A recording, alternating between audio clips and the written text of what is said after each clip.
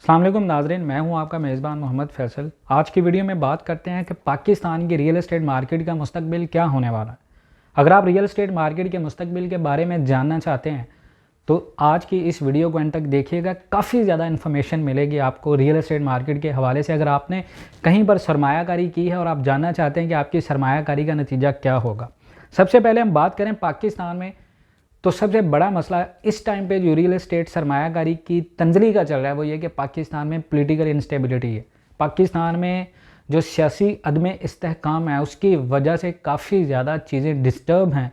जब तक पाकिस्तान में इलेक्शन नहीं हो जाता, पुरअमन इलेक्शन नहीं हो जाता और नेक्स्ट गवर्नमेंट आके अपना चार्ज नहीं लेती, जो गवर्नमेंट आएगी 5 साल का प्लान बनाएगी, उस 5 साल के प्लान में पाकिस्तान के तमाम तर डिपार्टमेंट्स बहुत ज़्यादा, पाकिस्तान के जितने भी सेक्टर हैं, एग्रीकल्चरल सेक्टर है, इंडस्ट्रियल सेक्टर है, उसके अलावा रियल एस्टेट सेक्टर है, इसको बहुत ज़्यादा जो है वो चेंज मिलेगा, तब्दीली मिलेगी।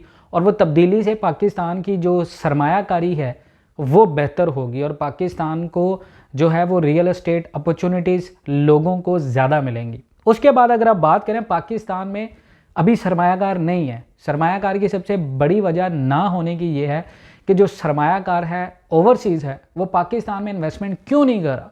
मोस्टली 90% ओवरसीज़ पाकिस्तानी क्या चाहते हैं, वो इमरान खान की गवर्नमेंट चाहते हैं कि इमरान खान की गवर्नमेंट आए और वो पाकिस्तान में अपनी सरमायाकारी करे। जब बड़ा इन्वेस्टर मार्केट से पैसा उठाता है तो जितने भी छोटे इन्वेस्टर होते हैं जो पाकिस्तानी बेस्ड हैं उन लोगों को काफ़ी ज़्यादा नुकसान होता है। उनके जो एसेट वैल्यू है वो डिक्रीज़ होती है और जब आपके असासों की वैल्यू, आपके असासों की कीमतों में कमी आती है तो उन कीमतों में कमी की वजह से सरमायाकारी का रुझान कम होता है। सरमायाकारी का रुझान कम होने की वजह से सरमायाकार काफ़ी ज़्यादा परेशान होते हैं, क्योंकि जिस बंदे ने प्लॉट 3 साल से लिया हो उस बंदे को प्लॉट की वैल्यू जिस कीमत पर उसने लिया अगर वो ना मिल रही हो तो आप उसका दर्द या उसकी फ्रस्ट्रेशन हम बिल्कुल अंडरस्टैंड कर सकते हैं। उसके बाद देखें, पाकिस्तान का इंटरनेशनली इमेज जो है वो काफ़ी ज़्यादा डिस्टर्ब है। हम कह सकते हैं कि पाकिस्तान को इंटरनेशनली लेवल पे, बैनुल-अक़वामी सतह पर पाकिस्तान की इमेज को इतनी ज़्यादा अच्छी नहीं है और इतनी ज़्यादा इमेज अच्छी ना होने की वजह से पाकिस्तान में सरमायाकारी नहीं है। और पाकिस्तान में सरमायाकारी ओवरसीज़ पाकिस्तानी भी सिर्फ ये देख कर करते हैं कि जब पाकिस्तान की मार्केट पॉजिटिव में हो तो सरमायाकारी होती है ओवरसीज़ की और वो बड़े लेवल पर होती है, और जब वो सरमायाकारी नहीं होगी तो पाकिस्तान की रियल एस्टेट हमेशा नीचे जाएगी और रियल एस्टेट कभी ऊपर नहीं आएगी। और 2022 और 23 में सवाल ही पैदा नहीं होता कि पाकिस्तान की रियल एस्टेट मार्केट ऊपर आएगी। इसको आने में कुछ टाइम लगेगा। बहुत सारे लोग वीडियोस बनाते हैं कि भाई ये तो 2023 में ख़त्म हो जाएगी, ऐसा बिल्कुल नहीं है। 2024 के बाद पाकिस्तान का जो रियल एस्टेट का फोरकास्ट है वो ऊपर आएगा। अगर आप इन टर्म्स ऑफ इन्फ्लेशन की बात करें तो दुबई के साथ अगर कंपेयर करें पाकिस्तान की रियल एस्टेट मार्केट का, वैसे तो कोई कंपैरिजन नहीं है, लेकिन अगर हम अंडरस्टैंड करने के लिए, समझने के लिए पाकिस्तान के सरमायाकारों का कंपेयर करें दुबई की रियल एस्टेट के साथ, तो दुबई में एवरेज हर साल करीबन 4 से 5% ग्रोथ करती है रियल एस्टेट, क्योंकि रियल एस्टेट दुबई की रीढ़ की हड्डी माना जाता है। और वहाँ पर कोरोना और जो पेंडेमिक सिचुएशन थी उसमें भी मार्केट इतनी ज़्यादा नहीं गिरी जितनी ज़्यादा पाकिस्तान में गिरी है। इसका बहुत ज़्यादा इम्पैक्ट पड़ा है पाकिस्तान की इकोनॉमी के ऊपर। सैलाब आया पाकिस्तान में, उसके बाद पाकिस्तान में पॉलिटिकल इंस्टेबिलिटी चल रही है पिछले करीबन 8 से 9 माह। और जब तक ये सारे मामला जो है वो हल नहीं होंगे, सेटल नहीं होंगे, पाकिस्तान की रियल एस्टेट मार्केट ऐसी ही रहेगी। उसके बाद अगर आप पाकिस्तान के करंट अकाउंट की बात करें तो हमारा करंट अकाउंट खसारे में चल रहा है। पाकिस्तान का 65 अरब डॉलर से लेकर करीबन 130 अरब डॉलर तक कर्जा जो है वो बढ़ चुका है। तो पिछले 7 सालों की बात कर रहा हूँ, स्टैटिस्टिक्स रिपोर्ट के मुताबिक जो भी रिपोर्ट आया हुई है उसमें करीबन पाकिस्तान के पिछले 7 सालों में कर्जा 65 अरब डॉलर से 130 अरब डॉलर तक गया, जो कि एक रिकॉर्ड है, जो कि अगर तारीखी जो है वो कर्जा लिया पाकिस्तानी हुकूमत ने। और इतना कर्जा, इतना करंट अकाउंट खसारे में, और फिर ये एक्सपेक्ट करना कि हमारी प्रॉपर्टी बहुत ऊपर जाए। जहाँ पर भी आपने सरमायाकारी की अभी आप वेट करें, अभी इंतज़ार करें, करीबन 1 से 2 साल कोई बात आप रियल एस्टेट की भूल जाएँ कि आपने अपना प्लॉट सेल करना है। अगर आपने कहीं पर इन्वेस्टमेंट की है, आपने कहीं पर सरमायाकारी ऑलरेडी की है, प्रोजेक्ट माइनस में चल रहा है, तो आप वेट करें, जल्दबाजी ना करें। देखें अभी जितने भी सोसाइटीज़ पाकिस्तान में लॉन्च हो रही हैं या जितने भी पहले से मंसूबों में लोगों ने सरमायाकारी की हुई है। बहुत ऐसे कम मंसूबे आपको मिलेंगे जहां पर ऑन चल रहा है। मोस्टली जो हैं वो मंसूबे जितने भी हैं वो माइनस में चल रहे हैं। ज़्यादातर मंसूबों में अभी माइनस में फाइल चल रही है। प्लॉट है तो प्लॉट माइनस में जा रहे हैं। अगर किसी का घर है तो घर की जो कीमत है उसमें कमी आई है। ये चीज़ें आपको मिलने। उसके बाद मटेरियल कॉस्ट इतनी ज़्यादा हो चुकी है। देखिए इन्फ्लेशन जब आता है तो डॉलर की वैल्यू में इजाफा होता है और डॉलर पाकिस्तान की रुपए की कदर को इतना ज़्यादा कम्पीट कर रहा है, इतना ज़्यादा दबा रहा है। उसको दबाने की वजह से पाकिस्तान में हर चीज़ महंगी है। मटेरियल कॉस्ट की आप बात करें, कोई घर बनाता है कंस्ट्रक्शन के लिए तो लोगों की बाइंग पावर नहीं है मटेरियल कॉस्ट को ख़रीदने की। मटेरियल कॉस्ट जो है वो इतनी ज़्यादा बढ़ चुकी है, इतनी ज़्यादा एक्सपेंसिव हो चुकी है कि जो मिडिल क्लास बंदा है वो अफोर्ड नहीं कर सकता कंस्ट्रक्शन को। मिडिल क्लास बंदा प्लॉट बहुत मुश्किल से लेता है, 5 मरले का, 3 मरले का। ज़्यादातर जितने भी मिडिल क्लास लोग हैं वो इंटरेस्टेड होते हैं कि 3 से 5 मरले का प्लॉट मिलेगा, हम उसके ऊपर घर बनाएंगे। लेकिन अभी सिचुएशन ये चल रही है मार्केट में, पाकिस्तान ओवरऑल रियल एस्टेट में, कि मटेरियल कॉस्ट इतनी बढ़ चुकी है कि लोग जो हैं वो बाइंग पावर नहीं है। और पाकिस्तान में ये बहुत ज़्यादा मसला बड़े लेवल पे हो चुका है। लोगों के पास प्लॉट हैं लेकिन प्लॉट को बनाने के लिए पैसे नहीं हैं। ये एक बहुत बड़ा फैक्ट है। उसके बाद प्रॉपर्टी टैक्सेस। देखें गवर्नमेंट हुकूमत अपने अकाउंट को, खसारे को ख़त्म करने के लिए ऑब्वियसली लोगों के ऊपर टैक्स लगाएगी और टैक्स से पैसा इकट्ठा होगा। और जब वो टैक्स से पैसा इकट्ठा होगा तो प्रॉपर्टी और हर जितने भी पाकिस्तान के सेक्टर हैं उनके ऊपर टैक्स करेंगे।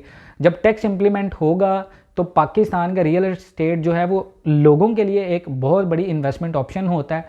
पाकिस्तानी लोग बहुत ज़्यादा इन्वेस्टमेंट अपॉर्चुनिटीज़ रियल एस्टेट में देखते हैं। तो रियल एस्टेट के ऊपर जितने भी प्रॉपर्टी टैक्सेज हैं वो गवर्नमेंट ने काफ़ी ज़्यादा लगा दी हैं और जिसकी वजह से पाकिस्तान की जो सरमायाकारी है उसमें काफ़ी ज़्यादा कमी हुई है। आपको मार्केट में बायर नहीं मिलेगा, आपको मार्केट में सेलर मिलेगा और लोगों के प्लॉट बिक नहीं रहे।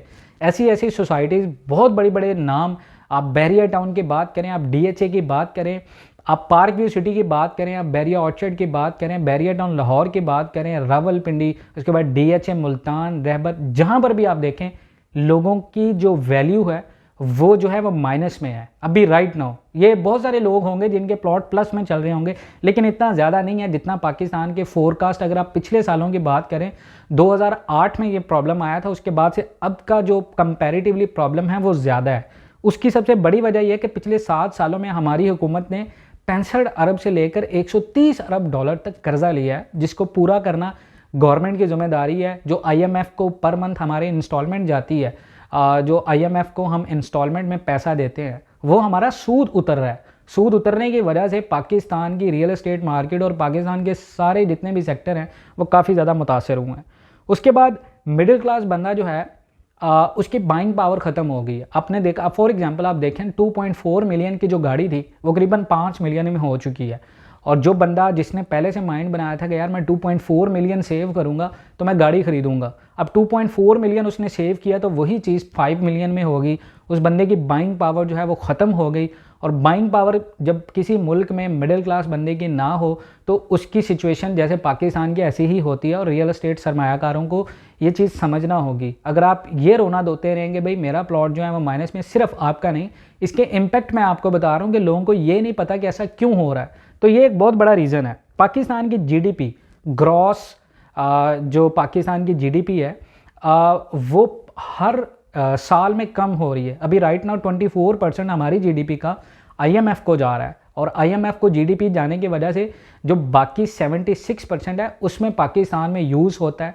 और उसको आप डिवाइड कर सकते हैं, पाकिस्तान के इंडस्ट्रियल सेक्टर है, पाकिस्तान का रियल एस्टेट सेक्टर है, पाकिस्तान का मेडिकल सेक्टर है, बहुत सारे ऐसे सेक्टर्स में डिवाइड होता है। और ये सारी मेन रीजंस हैं पाकिस्तान की सरमायाकारी के नीचे आने की वजह से। उसके बाद रियल एस्टेट जितने भी मंसूबे हैं उनकी जो कमी वैल्यू है में काफ़ी ज़्यादा कमी आई है पाकिस्तान में। वो ये कि पाकिस्तान के अंदर जो डिमांड है प्लॉट्स की, घरों की, उसमें बहुत ज़्यादा जो है वो कमी हुई है। सप्लाई जो है आपने देखा होगा, बहुत सारी ऐसी सोसाइटीज़ प्लॉट काट कर बैठी हुई हैं, कटिंग करके, उनके पास बायर नहीं है। लोगों को ऑफ़र की जा रही हैं सोसाइटीज़ में प्लॉट ख़रीदने की, घर ख़रीदने की इंस्टॉलमेंट पे, लेकिन लोगों के पास पैसे नहीं है। पैसा क्यों नहीं है? रियल एस्टेट मार्केट में लोगों के साथ इतने ज़्यादा स्कैम हो चुके हैं पाकिस्तान के रियल एस्टेट मार्केट में कि लोग अब ज़्यादा तरजीह नहीं देते। इन्वेस्टमेंट अपॉर्चुनिटीज़ को देखते हुए लोग अब अवेयर हो चुके हैं। तो आप भी कोशिश करें कि अगर आपने कहीं पर सरमायाकारी की है तो सरमायाकारी करते हुए आपको इस बात का ख्याल करना है कि करीबन 1 से 2 साल आपको होल्ड करना पड़ेगा। बशर्ते कि आपको किसी डीलर ने ये कहा हो कि आपने इन्वेस्टमेंट की है तो आपको इन्वेस्टमेंट डबल मिलेगी, आपको 1 साल के बाद मिलेगी। तो ये बात तो बिल्कुल हकीकत है कि पाकिस्तान की रियल एस्टेट 2024 में जाके बेहतर होगी, 2023 के एंड तक भी आप एक्सपेक्ट कर सकते हैं। लेकिन उससे पहले अगर आपका प्लॉट माइनस में चल रहा है तो वरी होने की ज़रूरत नहीं है। ये ओवरऑल इम्पैक्ट आया मार्केट में जो कि वक्त के साथ साथ ठीक होगा।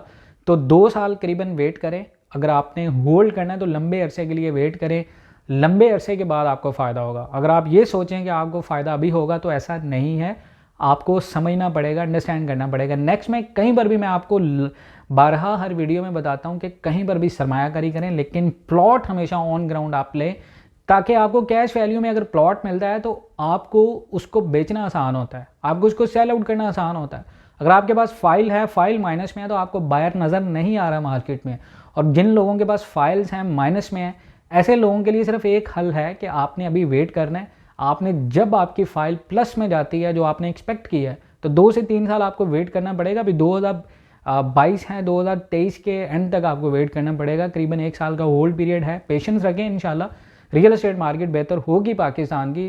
वी ऑल होप इट कि पाकिस्तान की जो रियल एस्टेट मार्केट है वो बेहतर हो, ताकि जितने भी लोग हैं जो सरमायाकार हैं, जिनका पैसा इन्वेस्ट है पाकिस्तान में, स्पेशली ओवरसीज़ का, उनको फ़ायदा हो सके। तो इंशाल्लाह मिलते हैं नेक्स्ट वीडियोज़ में।